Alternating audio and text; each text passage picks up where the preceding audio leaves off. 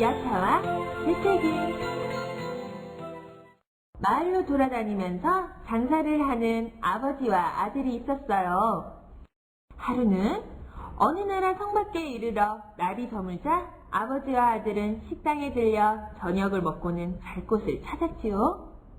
저기 주인장, 혹시 잘 만한 곳 있습니까? 성 밖에 빈집이 하나 있긴 있지요. 그러나 그 집에는 괴물이 살고 있답니다. 식당 주인이 말을 하자 용기 있는 아들은 망설이지 않았어요. 아버지, 거기에 가서 그냥 잠을 자요. 괴물 따위 두려워할 필요가 없어요. 아버지와 아들은 장사보찜을 등에 지고 캄캄한 빈집으로 들어갔어요. 여기에는 20년 동안이나 비사문천을 섬긴 야차가 살고 있었죠.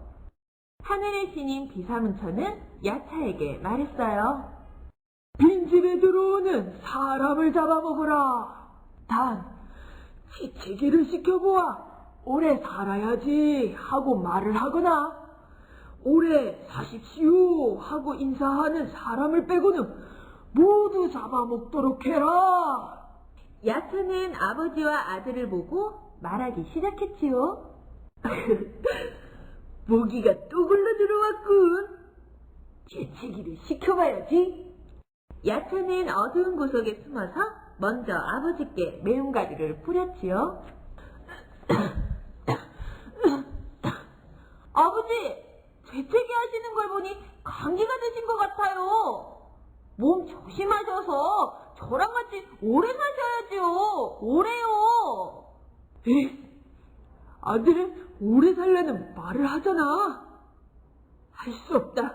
그렇다면 이번에 아들에게 매운 가루를 뿌려 아버지 말을 들어봐야지. 야차는 매운 가루를 아들에게 뿌리기 시작했지요. 얘야, 나만 오래 살라 하지 말고 너도 감기 조심하고 우리 같이 오래 살자꾸나. 오래. 야차는 아버지와 아들이 서로 걱정하는 말을 듣고 깨달음의 눈물을 흘리기 시작했어요. 세상에서 이렇게 서로 걱정해주는 아버지와 아들은 여태 본 적이 없었어. 이제 나도 마음을 고쳐 남을 먼저 걱정하며 살아야겠어. 그때부터 야차는 항상 남을 먼저 생각하며 착하게 살았답니다.